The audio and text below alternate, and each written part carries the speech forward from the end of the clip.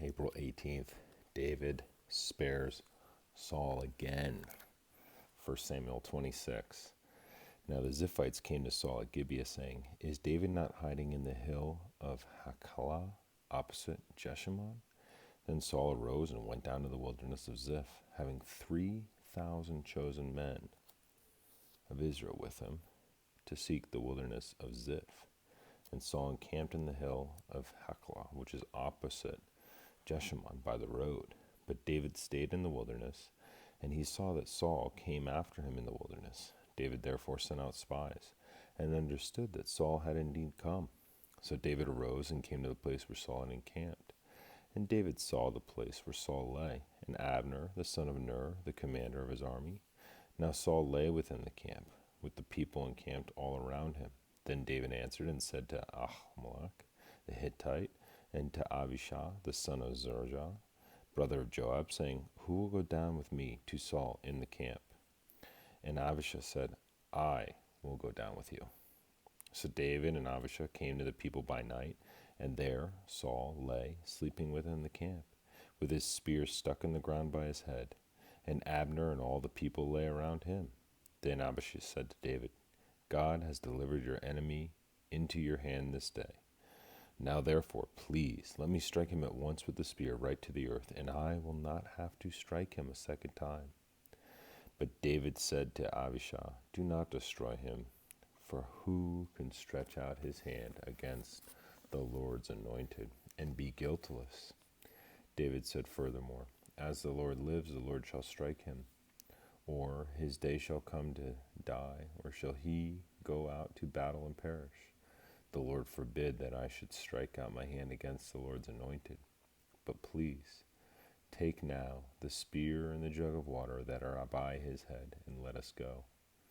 So David took the spear and the jug of water by Saul's head, and they got away. And no man saw or knew it or awoke, for they were all asleep, because a deep sleep from the Lord had fallen on them. Now David went over to the other side and stood on top of a hill far off, a great distance being between them. And David called out to the people and to Abner the son of Ner, saying, Do you not answer, Abner? And Abner answered and said, Who are you? Calling out to the king.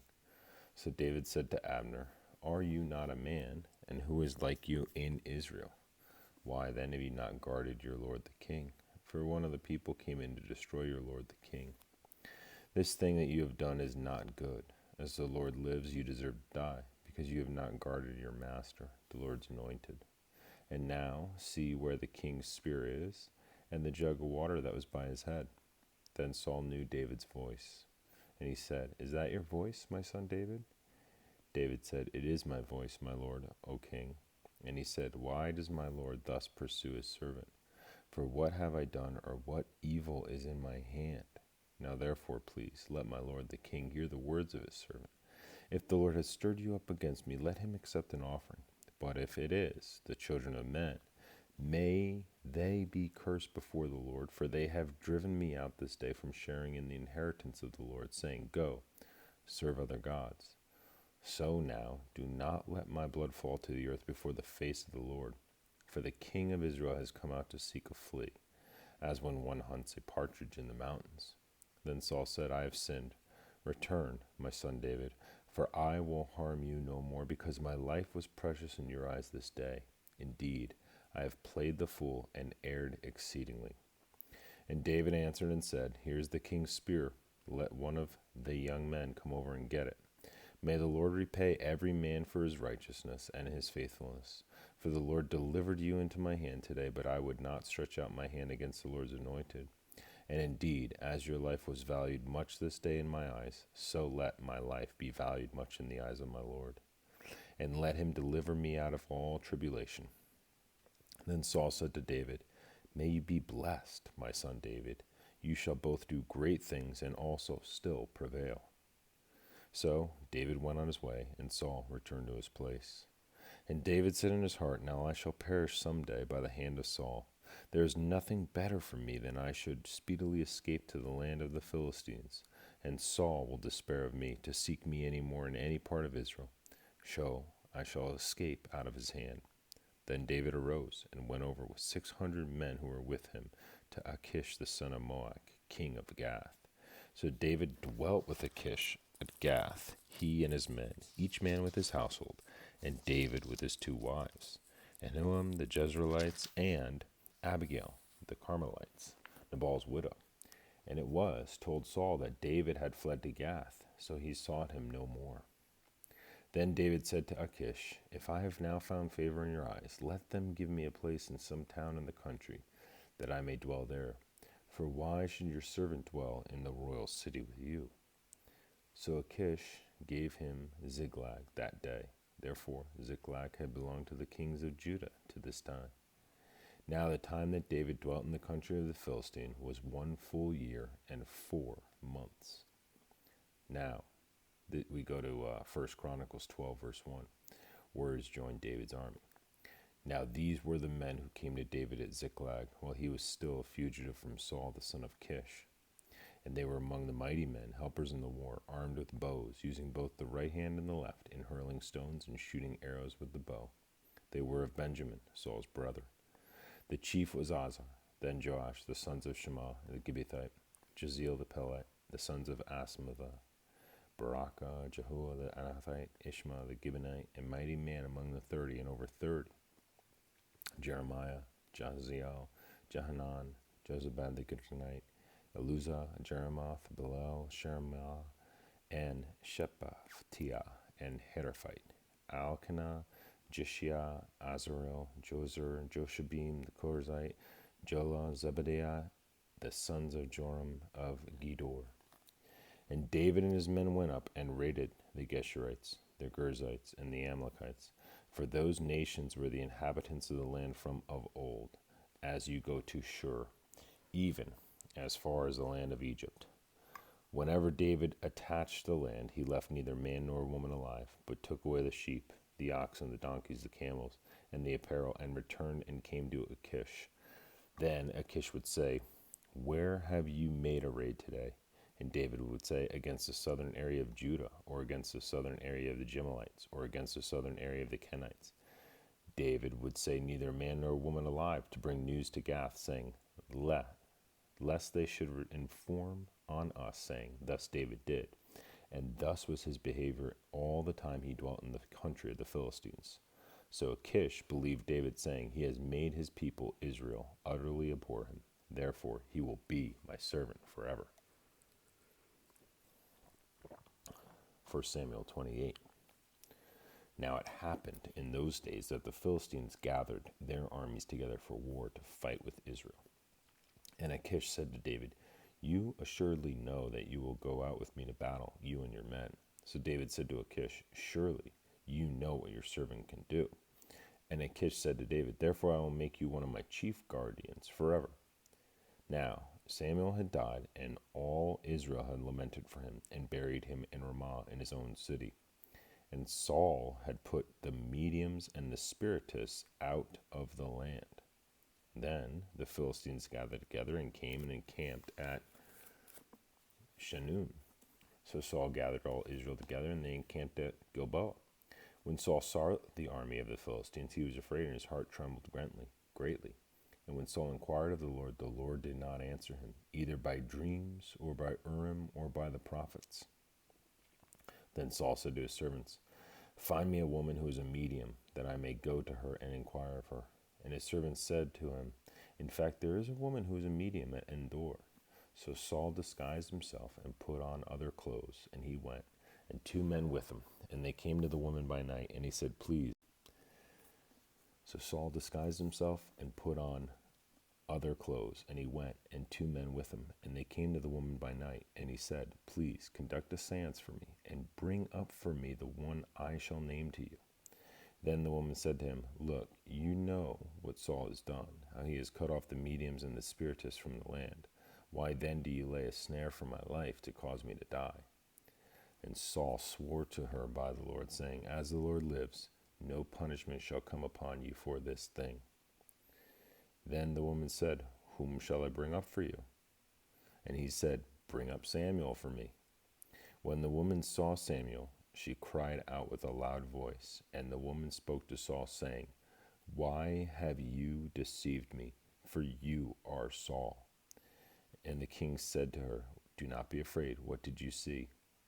The woman said to Saul, "I saw a spirit ascending out of the earth." "What is his form?" And she said, "An old man is coming up, and he is covered with a mantle." And Saul perceived that it was Samuel, and he stopped with his face to the ground and bowed down. Now Samuel said to Saul, "Why have you disturbed me by bringing me up?" And Saul answered, "I am deeply distressed, for the Philistines make war against me, and God has departed from me, and does not answer me any more, neither by prophets nor by dreams. Therefore I have called you, that you may reveal to me what I should do." Then Samuel said, "Why do you ask me, seeing the Lord has departed from you, and has become your enemy? And the Lord has done for himself, as he spoke by me. For the Lord has torn the kingdom out of your hand, and given it to your neighbor David, because you did not obey the voice of the Lord, nor execute his fierce wrath upon Amalek. Therefore the Lord has done this thing to you this day. Moreover, the Lord will also deliver Israel with you into the hand of the Philistines, and tomorrow you and your sons will be with me. The Lord will also deliver the army of Israel into the hand of the Philistines."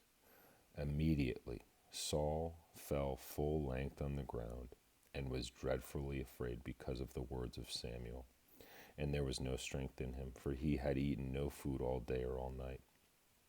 And the woman came to Saul, and saw that he was severely troubled, and said to him, "Look, your maidservant has obeyed your voice, and I have put my life in my hands, and heeded the words which you spoke to me. Now therefore, please, heed also the voice of your maidservant, and let me set a piece of bread before you, and eat, that you may have strength when you go on your way." But he refused, and he said, "No, I will not eat." So his servants, together with the woman, urged him, and he heeded their voice. Then he arose from the ground and sat on the bed. Now the woman had a fatted calf in the house, and she hastened to kill it. And he took flour and kneaded it, and baked unleavened bread from it. So she brought it before Saul and his servants, and they ate. Then they rose and went away that night. Then the Philistines gathered together all their armies at Aphek, and the Israelites encamped by a mountain which is in Jezreel. And the lords of the Philistines passed in review by hundreds and by thousands, but David and his men passed in review at the rear with Achish. Then the princes of the Philistines said, "What are these Hebrews doing here?"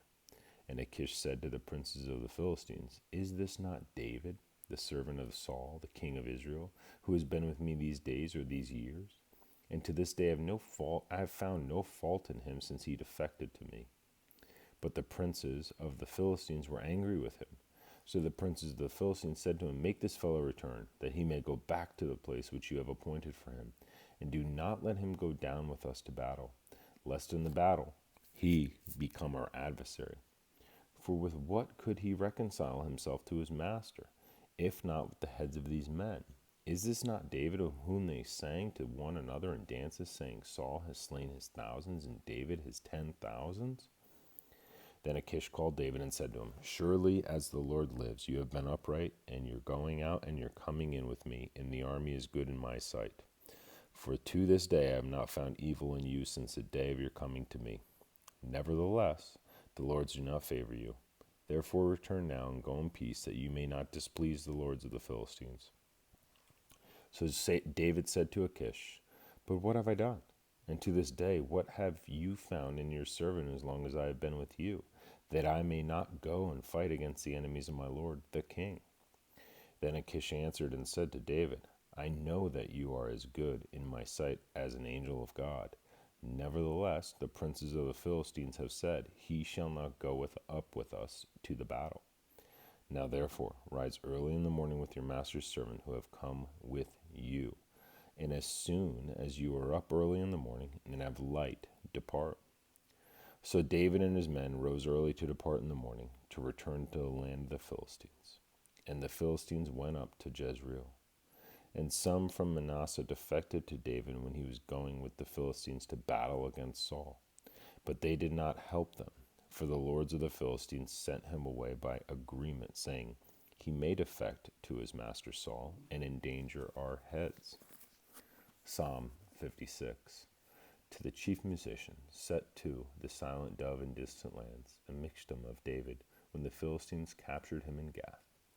Be merciful to me, O God, for man would swallow me up. Fighting all day he oppresses me. My enemies would hound me all day, for there are many who fight against me, O Most High. Whenever I am afraid, I will trust in you. In God, I will praise his word. In God, I have to put my trust. I will not fear. What can flesh do to me? All day they twist my words. All their thoughts are against me for evil. They gather together, they hide, they mark my steps. When they lie in wait for my life, shall they escape my iniquity? In anger cast down the peoples, O God. You number my wanderings, put my tears into your bottle. Are they not in your book? When I cry out to you, then my enemies will turn back. This I know, because God is for me. In God I will praise his word. In the Lord I will praise his word. In God I have to put my trust. I will not be afraid. What can man do to me? Vows made to you are binding upon me, O God. I will render praises to you, for you have delivered my soul from death. Have you not kept my feet from failing, that I may walk before God in light of the living? Love you.